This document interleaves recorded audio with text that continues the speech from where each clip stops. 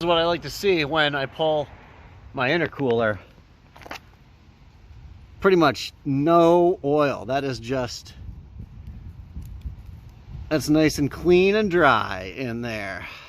Which, you know, I mean, it should be. My motor has like 12,000 miles on it, something like that. Anyway, that's cool.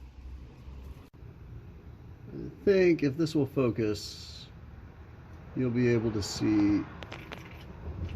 Hard to do with one hand. The fluid looks pretty good coming from the transmission. It's nice and clear. But there were some metal shavings on the old bottom of the other drain plug up right there that I put back in. That's the magnetic one. That drain plug is not magnetic, but there were little tiny bits of metal, a couple of tiny little shavings on there. So good to change the fluid just to get that stuff out of the gearbox, so it can't be doing any other damage down in here. The transmission shifts fine, so cool, not too worried. Transmission that has, I forget how many miles are on this transmission,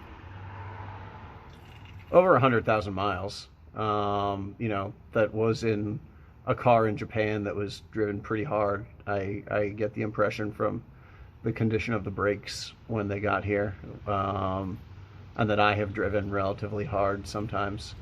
Whatever, it's fine. But so far, super easy changing the fluid in the trans. I bet that the hardest part of doing this job is just going to be getting my intercooler back on, because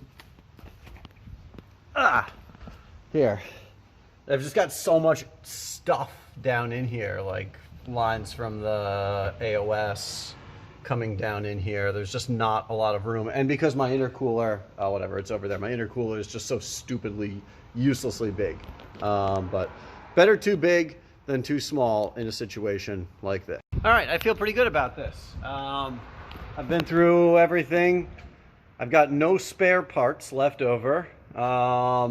Nothing's leaking, everything's tight. The intercooler went back on incredibly easily. I don't know what it is, why it's so much easier now, whether I don't know if it's just practice or what. Anyway, I'm going to close this thing up, and that was an hour and 10 minutes start to finish, completely start to finish, all cleaned up and done, to do the fluid in the transmission.